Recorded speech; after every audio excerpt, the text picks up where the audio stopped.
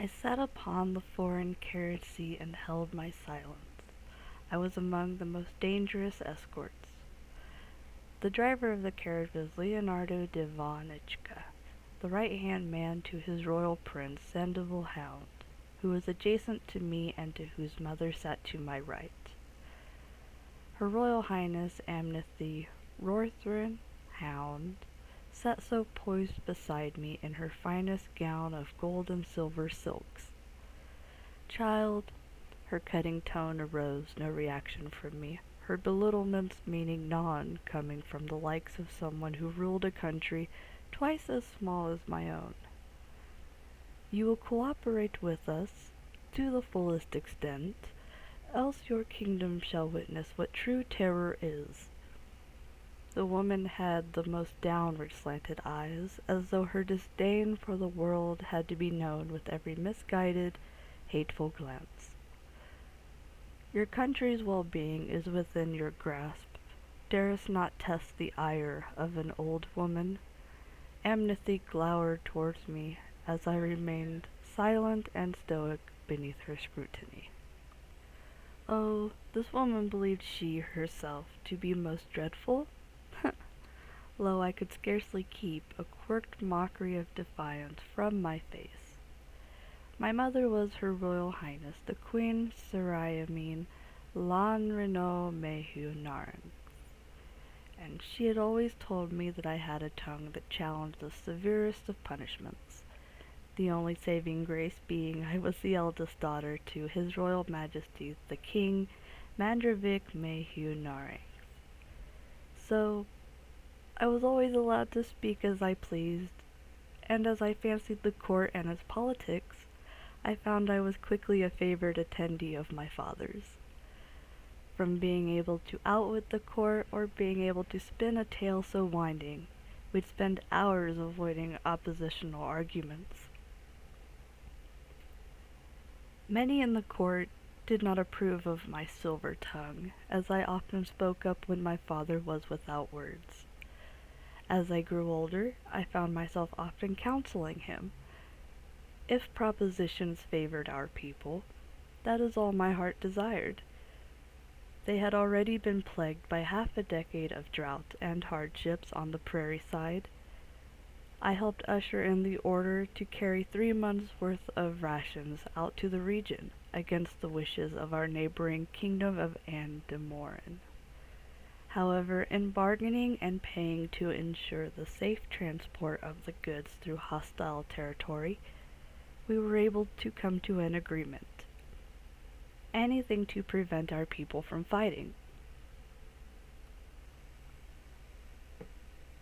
However, recently I had taken notice to shadows wandering the castle grounds of my home late at night.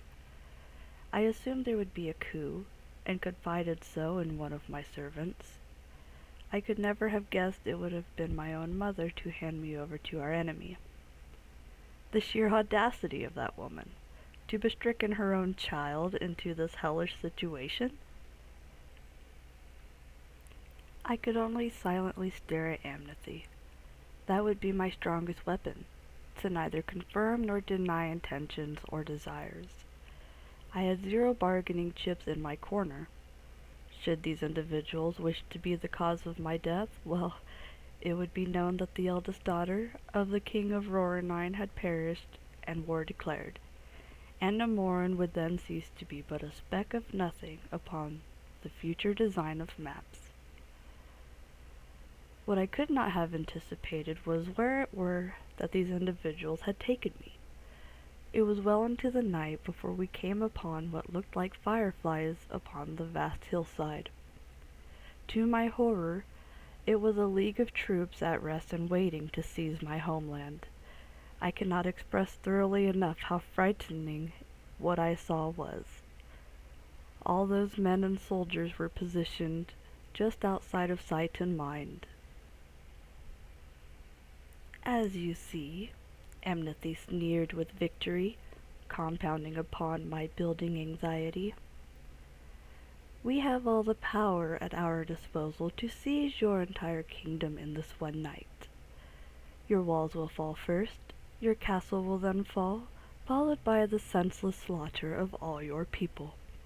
We will most certainly ensure that each of these events takes an agonizingly incredible toll.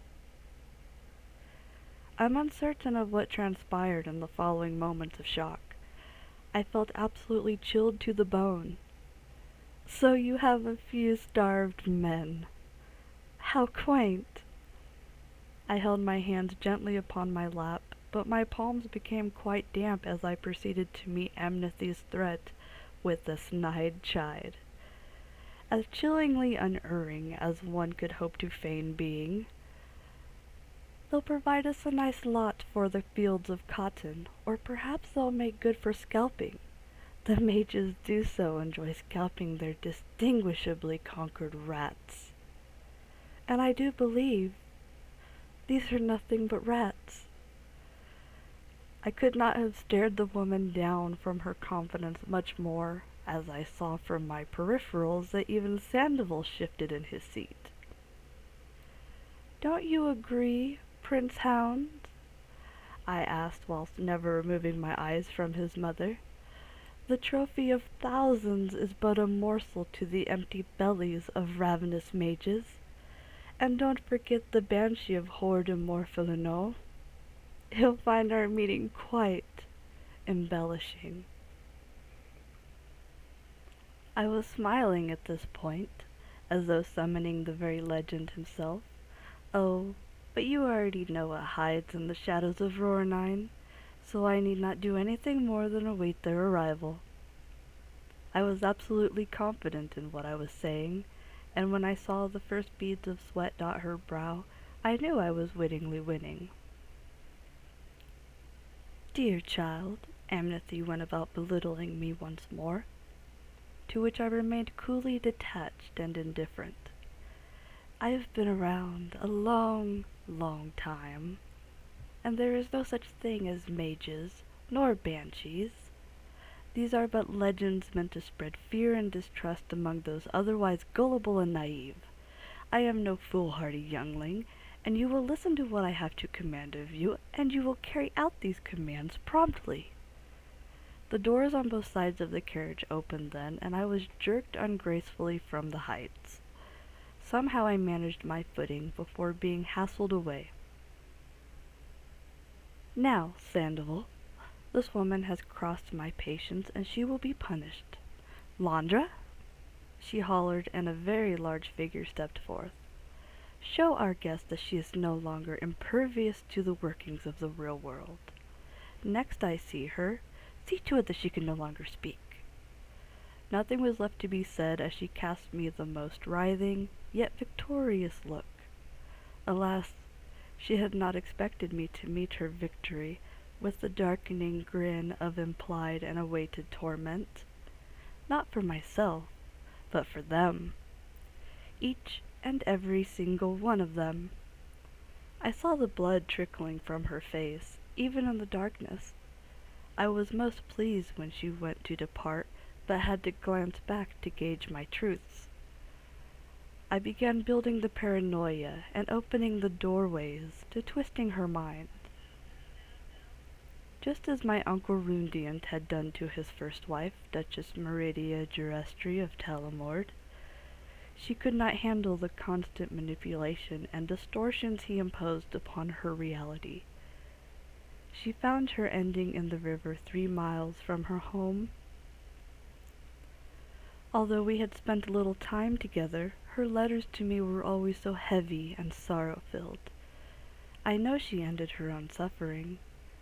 All Serundiant could freely find his time to go and slobber about the pantries of the many whores in the coastal region of Randamont. One would say he had psychotic breaks, usually upon drinking an unwarranted amount of alcohol. He would antagonize all aspects of day and night. The story I thought of in that particular moment was that of when it was construed that both parties lost their wits one night. The servants had cleaned broken glass for months to come, and little else was spoken of the worst, though they spoke how my uncle had surely gone off the deep end. so when even the servants were thankful to not be in the place of the Duchess. That spoke sheer volumes. I had never been a wicked or dastardly being. I had never thought to fight my way through anything other than a piece of gristle within my honey-roasted ham. However, I knew many examples of ruthlessness and detachment and sheer exotic contributions to a current moment of time. The royal courts were full of many days where, one might say, all parties were fortunate to leave the same way they arrived. My attention then turned to Londra. He was gentle in his escort, as gentle as semi-dragging me into the trees could be. I could tell he was a man of great mistreatment, a brute by all senses of the word, yet he appeared to be a coherent brute. To see the waters of my home only once more. I started so softly, hearing Londra grunt as he pushed me forth. I smell the minerals and long for just one last drink before I may no longer speak. Would you be kind enough to grant but one last request? A drink before I may no longer do so? I saw it in his eyes, the empathy of one who could feel for another. Although he grumbled and made groaning sounds that were unintelligible to me, I ultimately was granted my request as we ventured very deep into the trees. My feet were tired and my breath ragged. As though the rough terrain were not enough, I was still dressed scantily within my burgundy nightgown and matching robe with only simple sandals.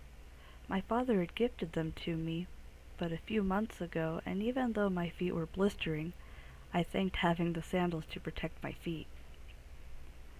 I'm sorry to have you come out here so far. Such a kindness from a captor. I'm humbled. I could hardly see with the darkness cloaking everything, yet the river was right in front of me. Even though I had little depth perception, I could feel where the bank began beneath my feet. I knelt to it and listened carefully to the rippling water as I stuck my hand down into its cold depths to gather a healthy swallow. Alas, such good favor can but hope not to be deceived. With that last, I threw myself into the bottomless darkness.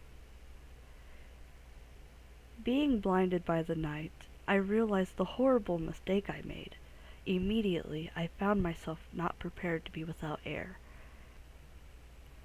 As I touched no bottom, nor reached rock or limb, I was left to the mercy of the waters as they dragged me away. I gasped when I could, but also found myself swallowing far too much water. All I could do was hold out until either death or bank found me. In all fairness, the water should have been my grave. However, I survived. Although I lost my robe and my sandals, I had somehow managed to wash up on solid ground some ways downstream. My breath came in great gulps as I lay my face in the dirt of the bank. How could I have thought jumping into the river would be a good idea? My teeth were chattering, I was soaked to the bone, and I could no more see now than I could at the prior bank. I couldn't even tell if I was on one side of the river or the other. None of that mattered, though. Once clarity began to dawn upon me once more, I scrambled to my feet and began the long and arduous journey downstream. The sheer anger and hurt that I felt warmed my blood and kept me strong through the darkest hours of the night. And I trekked the rest of its entirety through, thanking the heavens when light began to breach the horizon. There were no castle peaks in the western sky, and that was when I realized I was much farther from home than I thought. The sun rose, and I knew that everyone at home would be on red alert that I was missing.